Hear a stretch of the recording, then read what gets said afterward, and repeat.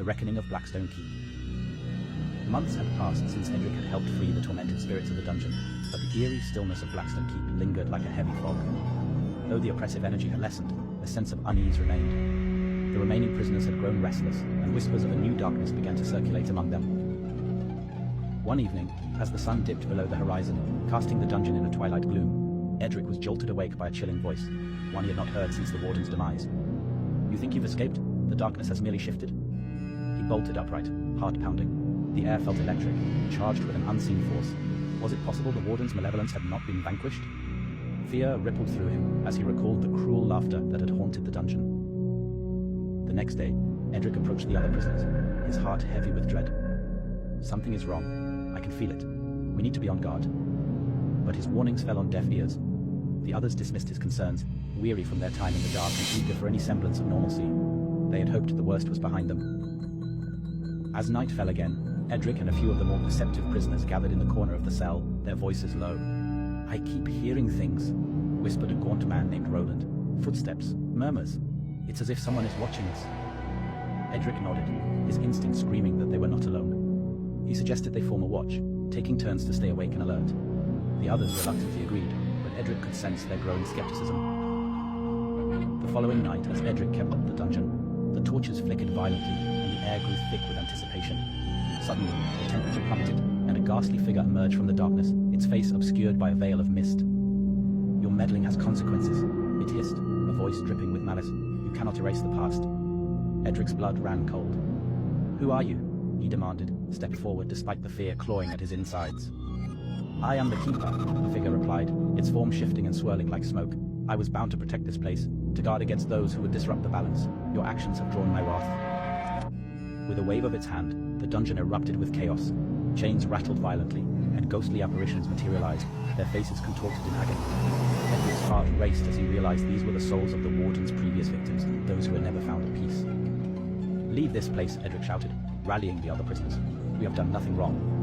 But the Keeper's laughter filled the air, echoing off the stone walls. "You are all prisoners of your own making. This dungeon is your fate." The ghostly figures closed in, their outstretched hands reaching for Edric and the others. Panic surged as the prisoners huddled together, fear gripping their hearts.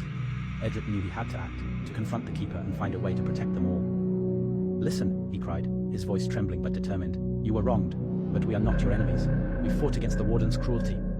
The Keeper paused, his swirling form hesitating for a moment. "You dare to speak for them? They are bound by their pain." "I know their stories," Edric shouted, desperation fueling his words.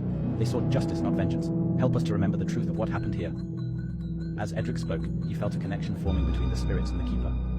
The air shifted, and for a brief moment, the Keeper's rage subsided, revealing a flicker of sorrow and regret.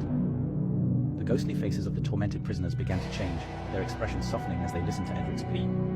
"We are lost, trapped by the warden's cruelty and your own fear." One of the spirits finally spoke, its voice echoing the stillness. "We need to confront the darkness together."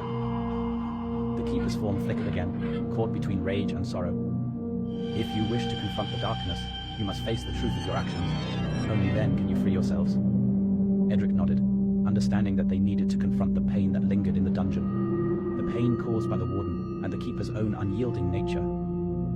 "Together then," he declared, "we will face this darkness. We will not let it define us." With renewed determination, Edric and the prisoners stood united, calling upon the spirits for strength. The Keeper hesitated, then began to shift, intertwining its essence with the spirits of the dungeon. A swirling vortex of energy enveloped them, illuminating the dark corners of the dungeon. In that moment, the true history of Blackstone Keep unfolded. Visions of the warden's brutality, the suffering inflicted upon the innocent, and the Keeper's own burden of duty. The air crackled with emotion as they confronted the past, a catharsis washing over the dungeon. As the final echoes of pain faded, the Keeper's form began to dissolve, transforming into a gentle light. "You have shown compassion where there was none. The cycle of torment ends here." With those final words, the spirits began to fade, a sense of peace washing over the dungeon.